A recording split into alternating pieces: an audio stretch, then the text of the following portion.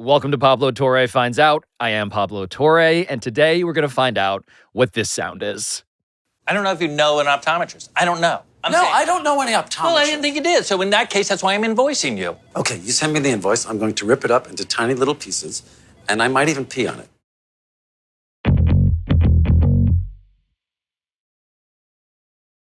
I just have to say, like, the way we met each other is one of the most bizarre meet cutes that my audience is already exhausted by because I talk about the thing we were at way too much. You've already talked about it? No, not you are the big reveal. Oh, okay. Like the big payoff of going to the fancy ceremony we were at in Los Angeles. Yep. And I can't say it because I've been actually told by my producer, stop talking about how you were at this thing. Yeah. Oh, we don't have to talk about the thing. We can just talk about the meeting as if it was without the environment with the N. Well, I just feel like it's hard because part of the legend of you, it was sort of like through a gradual osmosis. As I look, you came up to me. Yeah, and I know who you are, so it's well, not. but it's not like. But I had what can only be described as the Wayne Federman experience, which is I locked eyes with you. Yeah. With a latent familiarity that I could not place. And welcome to my world. But over and over again, these luminaries, like at one point, like Fred Armisen interrupted our conversation. Yeah, that happened. And said, Wayne Federman. And I was like, who the is Wayne Federman? I didn't say that, but I was thinking it now that I can reveal that to you. Yeah, that's a great way to describe me. Who the is Wayne Federman? So I just got to point out that I do feel confident declaring something about that existential question that Wayne Federman has just articulated for us, which is that you, like me, have actually seen this guy before. I have seen all of Curb Your Enthusiasm. You have? I have. How many times? At least once, the full thing. Even though it lasted decades, there was only 12 seasons? I believe that's right. Just so you know, I kind of like to live in the analog world a little bit. Which is another way of saying that Wayne Federman is both a part of comedy history and also one of its most acclaimed historians. And this is beyond the stuff he's done with Larry David, and also beyond any of the 95 acting credits on one of the most amusing pages that I've ever seen on imdb.com. Wayne has won an Emmy for producing a documentary about the life of George Carlin for HBO. He is working right now on a doc about Norm Macdonald. He also used to be a ventriloquist and a monologue writer at one point for Bob Newhart as well as Jimmy Fallon. And also, in general, he's the type of person who was at Eddie Murphy's 21st birthday party at Studio 54. And the reason I was there is because I was starting to do stand-up comedy, and my main club was the comic strip, and Eddie Murphy's manager was the guy, Richie, who ran the comic strip. So it was like, do you want to come to this party? It was like, yeah. And so, yeah, I treasure the point of view of a guy like Wayne Federman, somebody who keeps finding himself in these rooms that I personally have always wanted to find out about. Even if the entire reason that Wayne and I started talking is that he is a hugely curious sports fan with a particular passion project, which we'll get to, who mostly wanted to talk to me about this room. Like, the room we are in right now. These gentlemen over here behind the glass, do they fact check what you're saying in real time? Do they signal you? They tend to shame me in my ear. What happens over there? They're laughing at how often they sometimes have to do that, and I don't credit them.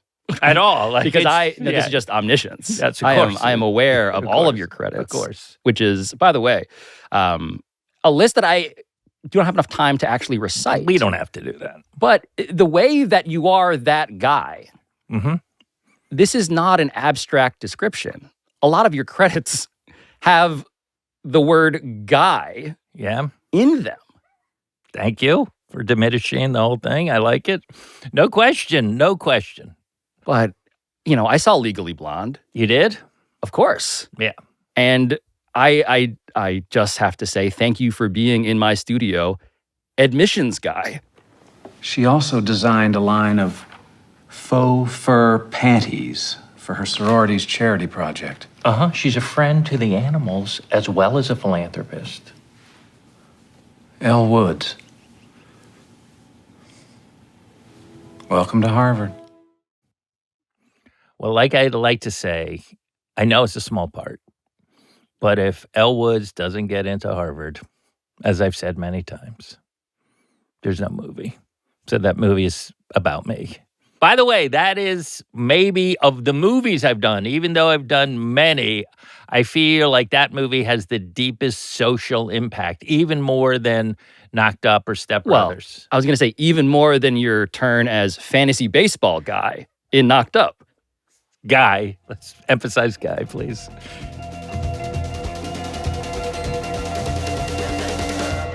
Carlos Delgado. Excellent choice. Too bad I got him 3 rounds ago. You're still on the clock. Oh, shit. You gotta do something. Yeah. Hideki Matsui. You just took my whole outfield. Sorry, Charlie. What is this? Debbie, What the is this? it's our fantasy baseball draft. We said no wives. Your fantasy what? It's our draft. The fantasy baseball. I told you all about this. Got Matsui. But fantasy baseball guy is a key character because, look, for those not familiar, Leslie Mann suspects Paul Rudd is cheating on her. Correct. Only to discover that he's been, hiding away at his fantasy baseball draft. Right. And there in front of the whiteboard, in a role that I can only assume you had prior experience with, there is Wayne Federman holding the stopwatch, running the draft. And here's the thing you should know about me. Paul Rudd was an expert at this. I am not. I'm not really a baseball guy. So that's how good an actor I am. Did it look like I knew what I was doing? You were authoritative. Yeah. And also pathetic in the way that any good fantasy baseball draft would And aspire you know to be. who was also sitting right there next to Paul Rudd? Director Paul Feig. It's a Paul situation, who I used to do stand-up with. I mean, the way... I'm a bridge to another time. I should clarify that when you reference stand-up and comedy, you are also famed, and this is not even me kissing your ass, it's like objectively true. You are a professor of stand-up comedy at USC.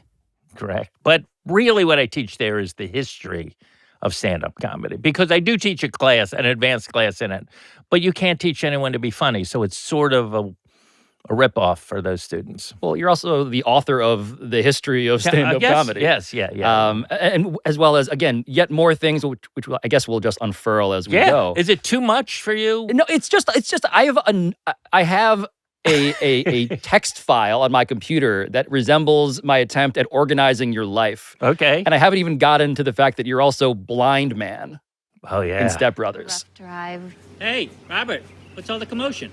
Hey, Don. Is that your wife, Nancy? Right here, Don. Can I come over this afternoon and touch your face? Sure. Thanks. Good luck, guys. See you, Don. Let's go, Cinnamon. Heel, Cinnamon. Heel, Cinnamon. One of the greatest roles. The greatest Federman and outs, no question. So the Federman and out. Yes. Please explain. What happened? I kept appearing in these movies, not so much on television, but in just one scene. Legally Blonde as admissions guy, blind guy in Step Brothers. So and then I was like, okay, this is now a thing where no one wants to see me more than once. Or as I say it, I'm probably just too brilliant, not in my acting, just like on screen, it's just too much for people to handle. Overwhelming. So I'm in one scene, I do something funny and I leave, and I just self-branded it the Federman and out. Again, nobody really knows about it, but I just think it's funny to say. I mean, 50 First Dates, 40-Year-Old Virgin, and that's just the movies with numbers in them, I guess, as I keep on going here. You're funny. But you're also, by the way, this is the other part. One of my favorite shows ever is Community. It is? Yes. Have you seen the full? Of course. Like even on Yahoo.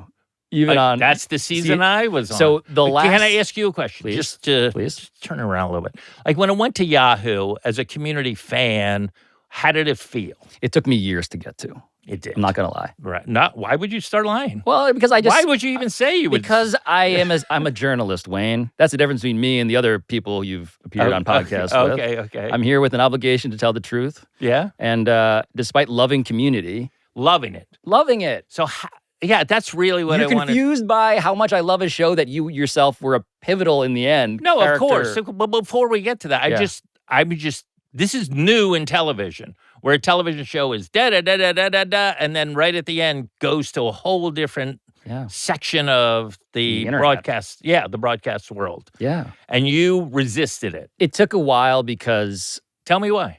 because to describe my frustration and my awe of how media works now, there are just a zillion things. And once you're out of my point of view, I unfortunately might love you, but I will forget you. Okay. Which I think brings us back to you, because you have often been literally in my line of sight. Yeah.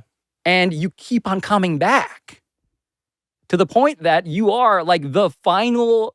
You play the role you play in Community, by the way, in the finale, in the series finale. Yes. Is that of father, not guy.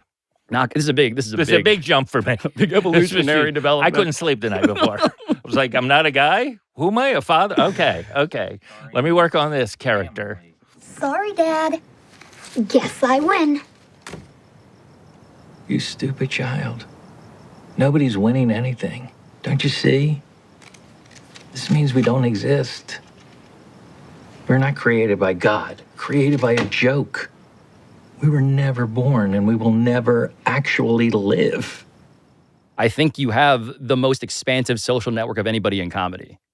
Genuinely, at this point. I mean, by the way, take it on face value. I like that you're yelling. I love it. Wayne? I love the emotion. Wayne, when it comes to the theory of you. Yeah, the theory of Federman. It is a node. And into that node is, I think, literally everybody in Hollywood. There is a lot. Do I give you credit for that? Is this by design? The fact that you are, in fact... No, I'm just literally one gig at a time. You're like a multiversal character. You like show up in the cinematic universes of all of these separate parallel worlds. And the only unifying thing is kind of you.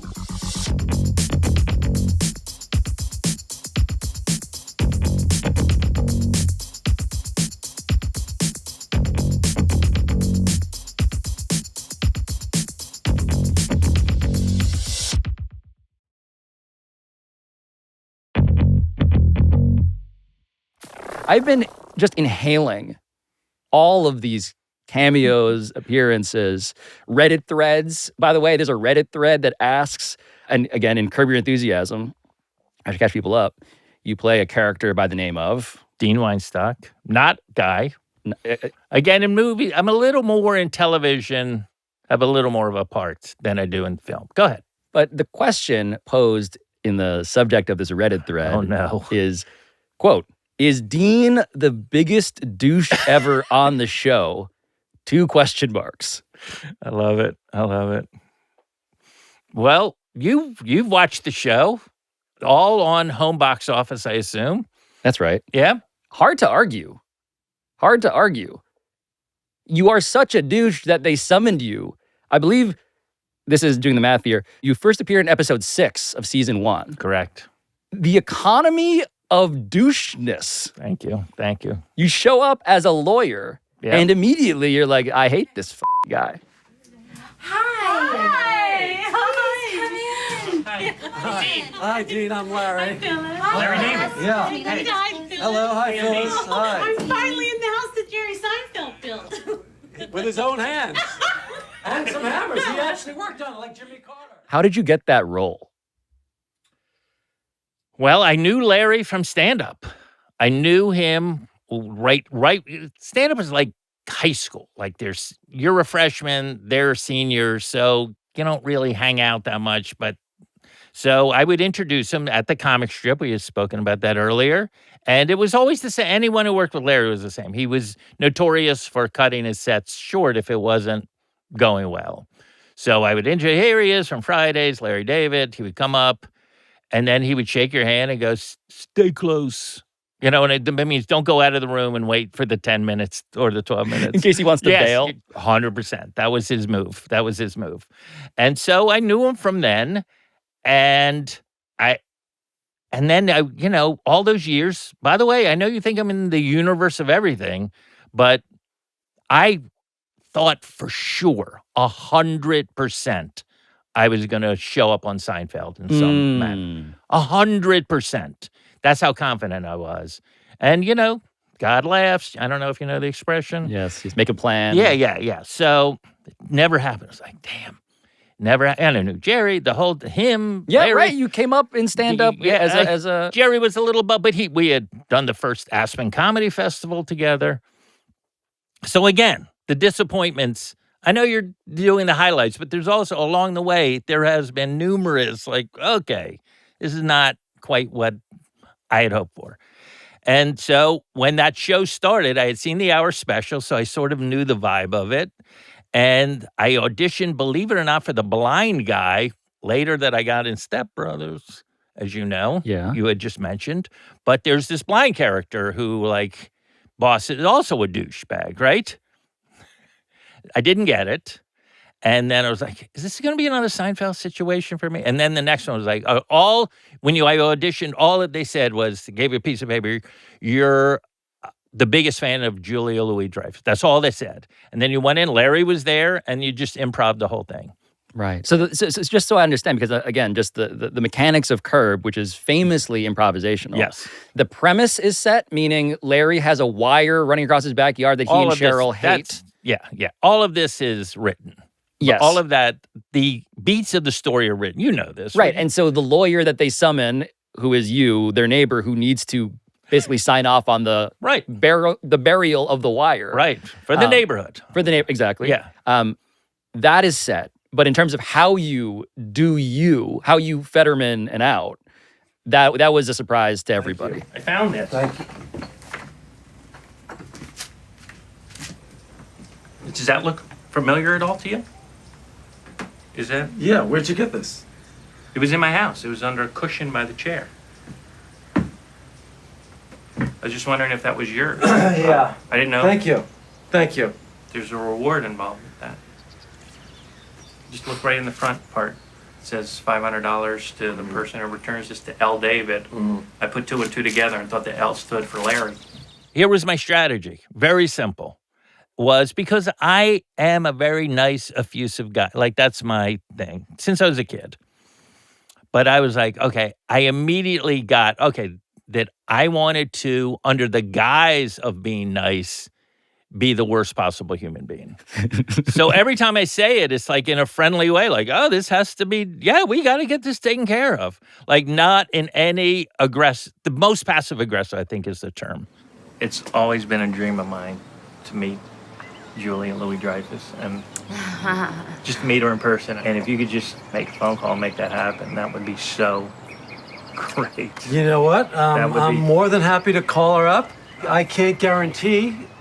So it's so hard to get anything absolutely guaranteed. Exactly. It's like you want to get something buried, you don't know if it's guaranteed or either.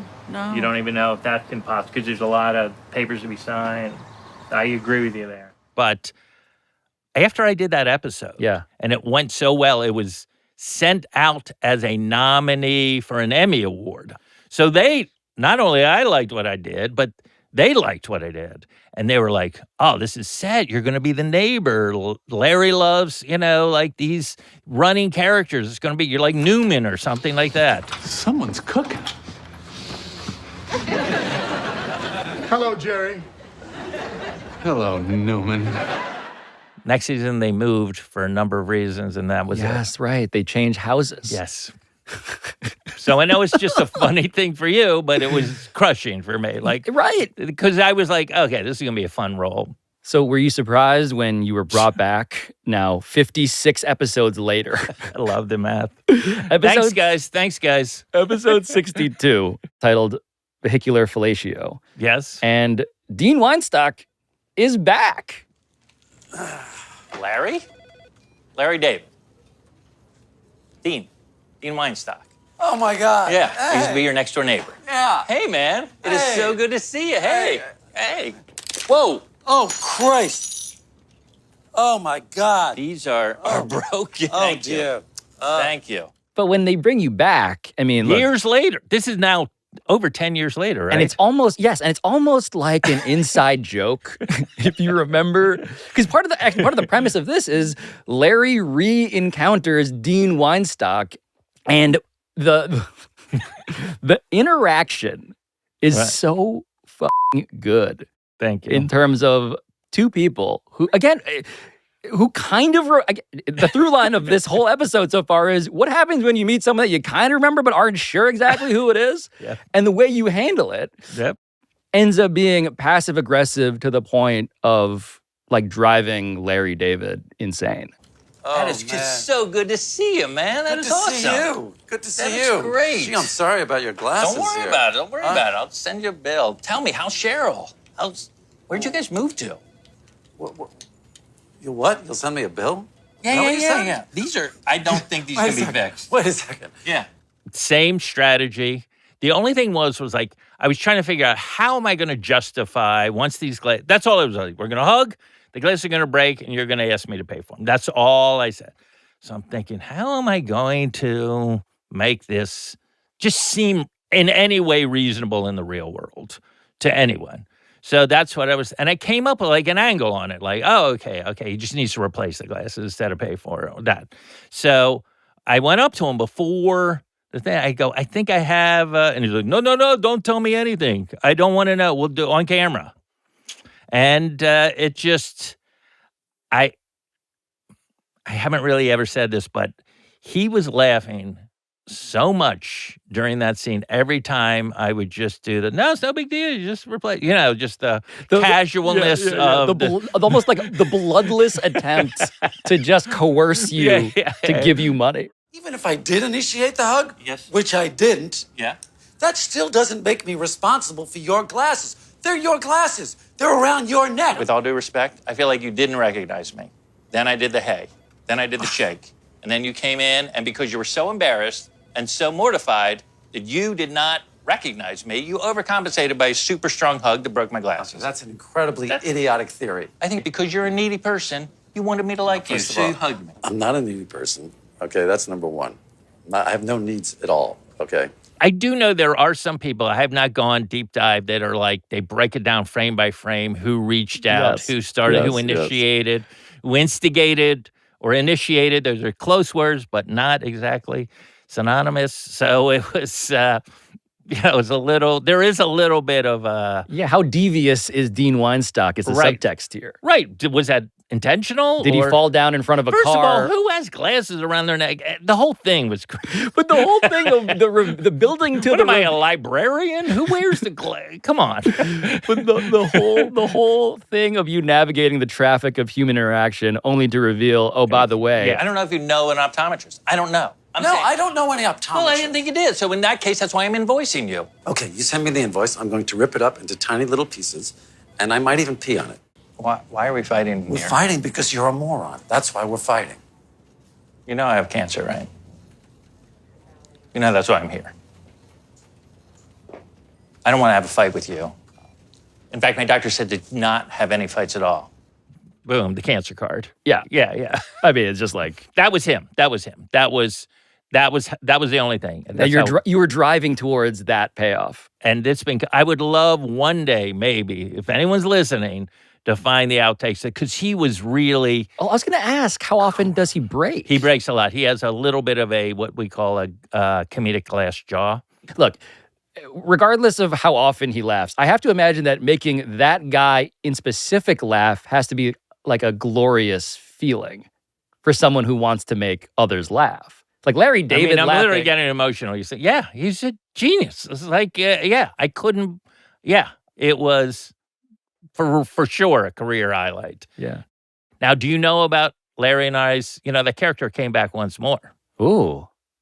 No, this evaded my research. Well, this is, I don't know if I'm, all right. I think I can talk because it's out. Apple. Oh. Hired Larry to do an in-house episode where he was the guy who approved apps. It's basically it, okay? Okay. Apple hired Larry David to make a bar mitzvah video for them. For you could imagine the amount of money. Okay, you could imagine the amount of money. And then Secret never aired because I don't know why. Internal use only. Oh, yes. Oh, yeah. This is for WWDC, which is the Worldwide Developers Conference. So I don't know if you know this because it keeps popping up and then getting taken down immediately. My favorite genre of internet artifact is this kind. It is? Repeatedly, is there a word for it? It's a bit of a snow leopard. It just like appears, disappears, reappears. But yes, he's an app reviewer. Yes. Okay, so please take us into the plot. So I'm allowed to talk about it because I signed something. I signed an NDA. Apple doesn't have a lot of money. They're not going to. They don't have a legal budget. Right. So yeah. So I've signed. Right now I'm breaking whatever that is. I'm disclosing. Yeah. So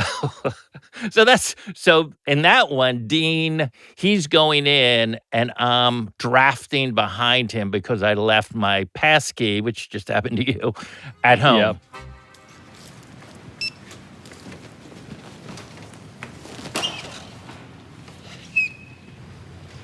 What are you doing? Tailgating? I just need to get in. Do you work here? Yeah, I've been working here for 8 years. Where's your tag? That's the thing, I left it at home. Yeah, well, I know.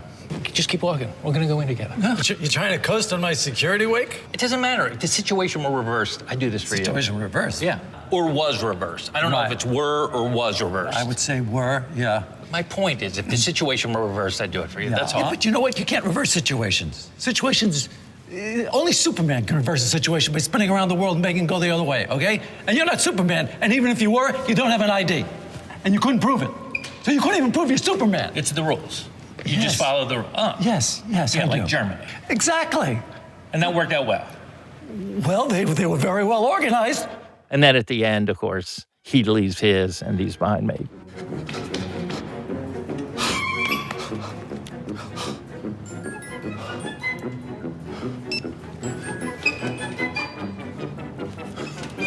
You need to get in. You don't have your... I would be happy to let you in, seriously, but I learned this morning that situations don't reverse themselves. This reverse, it's unprecedented. It's an unprecedented reversal situation. That gentleman will help you. I usually would. I don't like rules. I would never do anything to anybody. I'll kill you. Just sidebar, what happens if you break a non-disclosure? Can you get sued? Like what, I mean, obviously, I'm not worried about it, but just in general, what is the thing? We're going to have my producers just check on that as we proceed. Okay, let's proceed.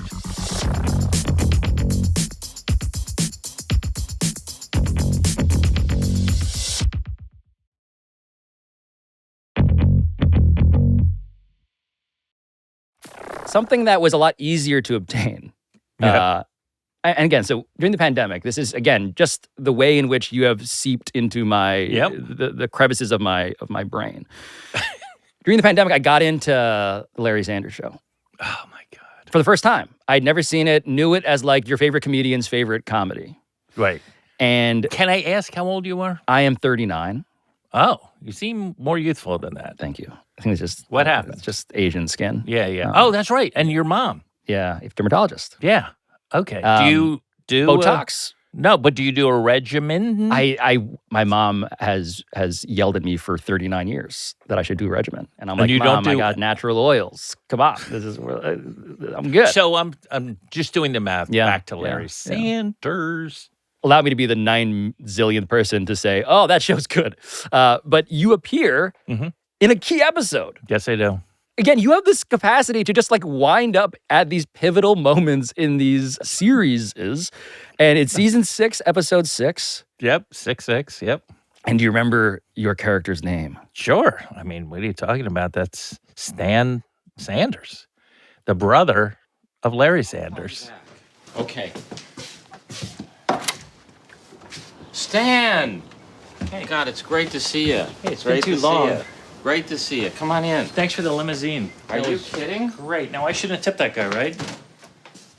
No, I completely took care of that. You don't have to worry. Come on. Great. Now, is this an original? Don't touch him. Just come on in. Never before seen. Never before really spoken about. There's an earlier episode where Colin Quinn, I'm sure you know that comedian, plays like the son of Rip Torn's character or the nephew or something like that. So it was like, I think that worked so well. They were like, okay, what if, we learned a little about this megalomania's life, a little, and how that would turn out. Yeah. What if his brother was, again, just like cravenly a schemer? Right. Have no sentimentality whatsoever. Zero. Shows up, is same kind of thing. Friendly guy. Yeah. But like going through baseball cards and a simulation of their childhood only to pitch Garry Shandling, Larry Sanders, on a quote-unquote legitimate business venture that involves... Barry, my friend. Which guy's that? He's the guy that can get his hands on these diamonds. They're uncut. Oh. He brings them over from South Africa. It's $7 million. As soon as they come over, it's $25 million. Everything's included. It's certified. That's something. Yeah. And also what to do for his final episode. Which is... a pay-per-view. A pay-per-view finale. Yeah. Remember Carson's last show? The big last show? Yeah. How many people do you think tuned in for that? How many viewers? We're in the business. I don't know. 20 million. 20 million. That sounds right. Yeah, well, that's why Carson's an idiot. Because if he had just done a pay-per-view at $39 a pop, he would have made $800 million one night. That's before video or anything. Idiot. Which is actually like ahead of its time. When it comes to the future of media, John Skipper, former Eastern president who does this show often, he often talks about how the Super Bowl one day should just go pay-per-view. Oh, right. And so you kind of presaged the premise of just like, hey, there's a finale. You should drain every cent out of the American public. By the way, the people that created a hit show that's on right now called The Studio, the two guys that wrote my episode are the guys that created The Studio. Were they responsible for Adolf Hankler? Yeah. Yeah. I mean, that, by the way, the fact that that's the undercard in this conversation. No, even better than Adolf Hankler, which is insane. Which is like, insane comedy. So briefly, Jon Stewart is filling in. So Garry Shandling, Larry Sanders, is nearing the end of his run as the host of the Larry Sanders Show. Jon Stewart is filling in for him in this like changing of the guard. Yep. And one of the first things he does is he has Hank, Jeffrey Tambor, the great Jeffrey Tambor, the sidekick, dress and just be Hitler. In a game show, a fake game show. In a fake game show. Yeah. You won the coin toss backstage. Pick the first category. I'll take 20th century history, Adolf. Good. The cause of the sinking of the Titanic. What is an iceberg? No, I'm sorry. The correct response is, what were the Jews? Sometimes you see a time capsule in television where you're like, how have I not heard about this until now? And that episode was so saturated with just like, all of this happened. This is the season, again, the last season of the show. Right. And it's just one of the greatest episodes of and television. Jason Alexander. Yes! Yes, he's there. He walks out as a representative of the ADL, I believe he is. He's a celebrity. You're good. No, but it all of which is to say that Garry Shandling, for you, I mean, this is my way of finally winding around to the fact that part of the reason that we got along when we first met is because you're an actual like basketball fan. You're a huge sports fan, but basketball in particular. Yes. You are, unfortunately, for the time constraints of this episode, maybe Hollywood's foremost expert on Pistol Pete Marovich. Well, there's a number of people who've written books on Pete Marovich. But Hollywood's, I just feel like it's weird that like, I love passion projects. One of your passion projects was... No question. To tell the, I guess, cinematically adapted story of Pete Marovich. I've always wanted to do a movie about his life because I thought it was Shakespeare in basketball. Like, that's the story of Pete Marovich, in my opinion. Like, just crazy tragic. And you know all the beats to it. And so... But for those who don't, I mean, like, what's the log line of the Pete Marovich story? A kid who, with a father who is a basketball coach, dedicates his childhood to become the greatest basketball player of all time by practicing obsessively 8 hours a day alone, whatever that skill is, and then becomes, just through luck and his absolute dedication to this becomes this not only incredible basketball player, but a showman. Yes. Like becomes a Harlem Globetrotter playing in a real basketball game. One of the most creative players in the history of sports, right. athletes, period, in any sport. Right. Before the game would start, during the national anthem, he'd look up at the flag and then he'd look over to the scoreboard and it's showtime. But he's not happy playing in the NBA. I forget the college stuff where he averaged 44 Where he's points. the all-time scoring leader 40 in points a game. NCAA history. Right. And so then he goes to the pros, not happy in the pros. Says very early on, like, as soon as I win a championship, I want to get out of it. This is not as fun as I thought it was going to be. And then has a very star-crossed career, becomes all-pro, does great, but doesn't get the chip, as they say, as they like to say. Have you ever seen, I mean, I assume you have. Yeah, but tell me. One of the all-time great videos is the Pete Marovich instructional. Ball handling and spinning. That's what we're going to go over today. And you know there's basic fundamentals of ball handling, and there's also creative fundamentals. And that's what I'm going to show you today. The basic fundamentals, the creative fundamentals. You're going to have a lot of fun doing these drills. I write about it in the book extensively. It's done within 8 months of his death. Is that right? Yes. It's done in 87. He dies in January 88. It's so amazing to watch because it's like a magician telling you, this is how I do my tricks.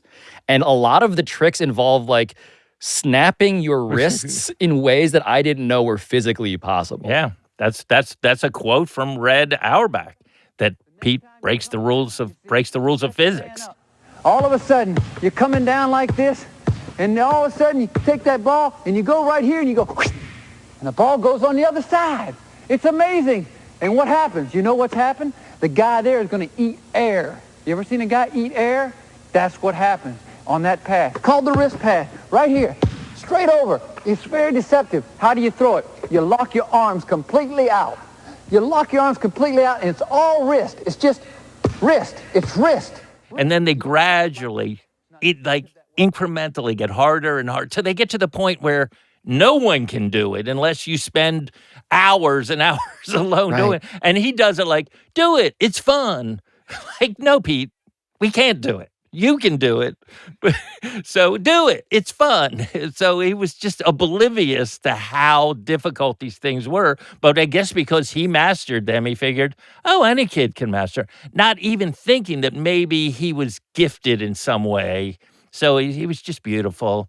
Yeah, those tapes are incredible. Oh, but you're describing something that I am eternally intrigued by, which is like, what does genius actually entail? Yeah. And there is effectively this ineffable, irreproducible aspect of like, you can try to copy, you can grind as much instructional videotape by Pete Marovich as you want, but you can't be one of the truly tragically youngest players ever inducted in the Naismith Memorial Basketball Hall of Fame. Correct. Because he dies at, how old was he? He was 40. I mean, just like, again, speaking of my preemptive horror of my own existentialism. Right. Like, You're that's right on the cusp. That's fucking wild. Yeah. Like, again, there are examples of athletes dying young, but the movie version of this man's life in which he dies during a pickup game. Yeah. In 1988, Correct. because he has a... Right. Yeah. In California, right over there, right across the country. And it's because, I mean, I guess this is not the medical term, but it is a broken heart. He has this undetected heart defect. When they did an autopsy to find out why he collapsed on his basketball court, they found out that he was missing his right coronary artery. Born with it that way. A defective heart, basically half his heart wouldn't bump. I mean, it's almost stunning because here's a guy that ran his whole life, unlike Secretariat, who when they opened up his heart, he had an enlarged heart. His heart was bigger. He basically had a bigger engine than the horses he was running against. Pete had a smaller heart, but stronger in some ways.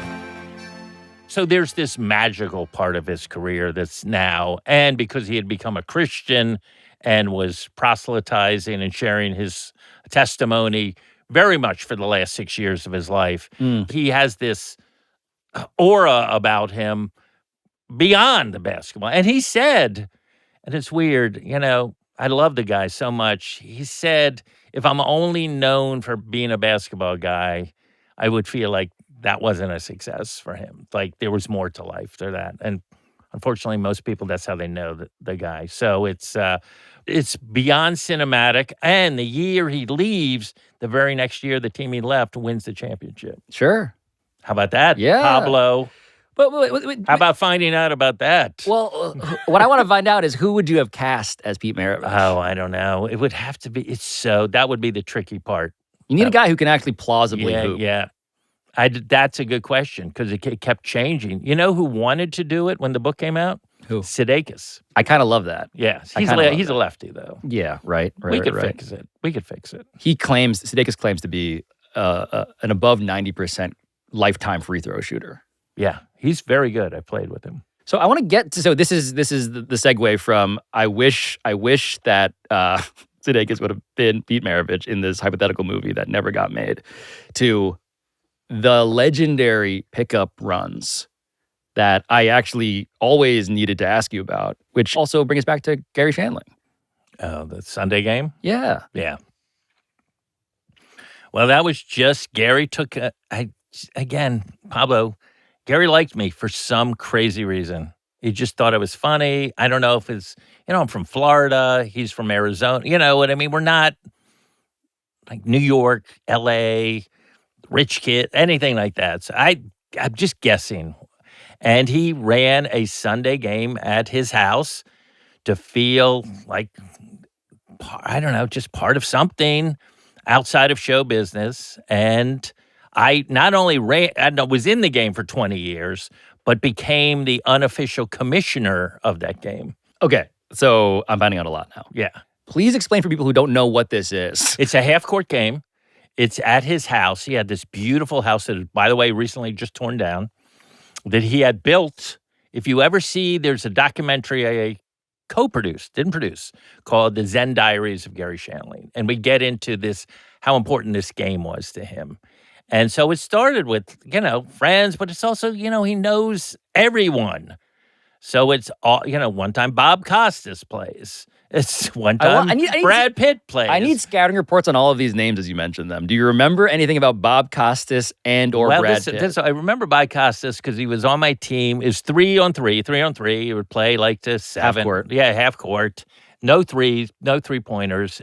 And Costas was good, but he was always trying to make me go down to post up because I am 6'2", which makes sense. You're running a high-low. He wanted me to run, and I don't have here's my motto when it comes to basketball, which is the opposite of David Duchovny's motto. He's good things happen in the paint. I'm bad things happen in the paint. So I'm like a forward trapped in a guard trapped in a forward's body. Like I like to shoot from the outside, crash the boards a little bit, play defense. I don't want to be banging down low. But that's what Costas wanted me to do. And he kept yelling at me. It was very frustrating. It's like, again, he's a great guy. I like Bob Costas eloquently yelling at you in my mind. He was like not having it. I was like, why aren't you posting up? I was like, because I can't do this. That's why. Because I can't. Because Adam McKay is pushing me out. I can't do this. If you were to power rank, who's the best player when it comes to the legendary Garry David Shandling? Duchovny. Dave played at Princeton his freshman year? Yes. Played as a... I'm not real good. Oh! You didn't have that against your eye, did you? I was trying to be really careful. Okay, so now, you guys tell me... So actually, you guys... Well, optics. No hesitation. Of the celebrities, David Duchovny. Mm. Yeah, he had an outside shot. What's his game? Everything. Outside, inside, and hands. People are just good around the rim. He could do either hand. Had really nice touch inside. Good pump fakes. Just friendly. Was this X-Files era? Yeah. Yeah. So is this how you became... I mean, again, by the way, in the role you were literally born to play, Wayne Federman at one point finally got to be Wayne Federman. Answer your phone. Me? Yeah. I didn't want to be rude. So who the hell is this guy? Hello? This is Wayne Federman. He's an old buddy of mine from college. He's a writer out in Hollywood now, and he's working on an FBI-based movie. He's asked me to give him access. Screenwriter? It's actually as a writer/producer. That's actually just a hindrance / pain in the neck. Yo. Agent Mulder, I don't want to eat your lunch. I'm just here for some procedural flavor, just a taste. The premise of that is that you are shadowing Yes. Mulder and Scully. Right. And Garry was in the episode. And Shandling plays Fox Mulder / David Duchovny in the cinematic adaptation. As meta as you can get. But for that role, yeah, did that come out of the pickup game? It was right before the pickup game. Duchovny knew me from stand-up because he's a stand-up junkie, whatever. Sure. And so he knew my act and stuff like that, and then wrote the part with me in mind. He wrote and directed that episode. As Wayne Federman, the character name. And this is he wrote it, faxed it to me. Literally with the rolly paper. Do you have any idea what I'm talking about? We did an episode dedicated to the fax machine, actually. Oh, okay. Because of the Michael Jordan "I'm Back" fax. Okay. You're among. This is a home game for you at this point. Okay. We're getting everything you're putting down. Okay. So so he faxed it to me, and he was like, "What do you think? Is this something you'd like to do?" And of course, I auditioned for things. Yes, it's something I would like to do. What kind of question is that? Yes. Be on the X-Files? Yeah, that is something I'd like to do. But then he goes, I'm going to, obviously I'm going to change the name. I just wanted your voice in my head when I was writing it to get the rhythm of it. I was like, I'm going to pitch that you don't change the name of it because it's already about a thing within a thing, as you said before. And he was like, man, that's a good idea. You sure you don't have a problem with that? I go, no. And he's like, well, it is kind of like a craven guy who insinuates himself into lots of rooms in which he is not welcome and sort of puts his self-interest above everybody else's. But that... Yes, sir. Yes. At the risk of being insulting, mm-hmm. Did you need to audition? I did. Not for David, but for Chris Carter, I think is the guy. Please double check that. Room, get to work. I think that Chris Carter is the okay. Yeah. Okay. Thank you. He's Thank the guy you. behind the X-Files. Yeah. So I went in, and there was other Wayne Federman types in the room, and I said to myself, if I can't get the role of Wayne Federman, this might be time to reconsider.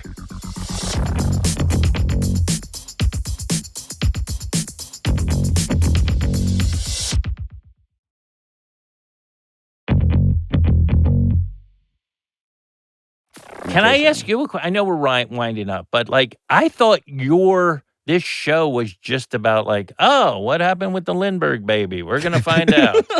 What?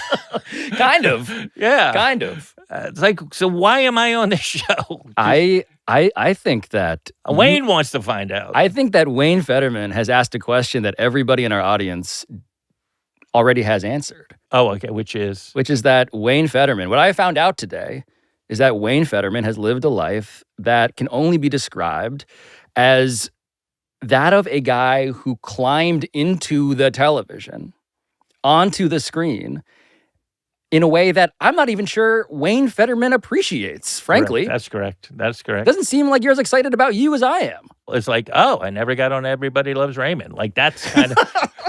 that's... You want everybody to love Wayne Federman, and you are counting the missed field goals instead of all the makes. Maybe. I think of it more of not everyone to love Wayne Federman, but just I want to be a great utility guy that can always be counted on. Well, I have good news for you. Yes. You're a professor at University of Southern California. Yeah. And you teach this class. And I went on the website, ratemyprofessors.com. Yeah. And I'm proud to report that Wayne Federman gets 5 stars across the board. Quote, super funny guy in amusing class, very chill, and the easiest A ever. Final was literally graded off of completion. Yeah. But they had to do a project before the final, so just... If you show up to class and do the assignments, you will get an A. Is that an insult? It's a separate review. Is Here's that another one. If you need a Gen Ed A, look no further. And here's the quote, Wayne, that I want to leave you with, because you said that you don't want everybody to love Professor Wayne Federman. Did I say that? Quote, we all love Mr. Federman. Take his class. Yeah, this is not helping, by the way. None of this run, this final, this last flurry, this flurry, yes, exactly. this ta-da, this going on. I am waving a top hat in the air as I recite these screenshots. None of that is making me feel better, so I appreciate it. Well, I can't win them all. No, thank you for trying. Thank you for trying, right? You got to throw it out there. Wayne Federman, thank you for visiting. Federman and out. Well played.